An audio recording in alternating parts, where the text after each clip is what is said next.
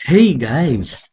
Day 2 na po tayo sa ating mini devotional on forgiveness. And we will talk today about forgiveness is freedom. Akala mo kapag di ka nagpatawad, napaparusahan mo yung naka-offense sa'yo. Pero guess what?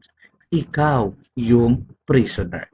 Ayon sa Juan Kapitulo 8, versikulo 36, kung ang anak ang magpalaya sa inyo, kayo nga'y magiging tunay na malaya. Kapag nag-forgive ka, hindi lang siya ang napapalaya mo, kundi pati sarili mo. Manalangin tayo.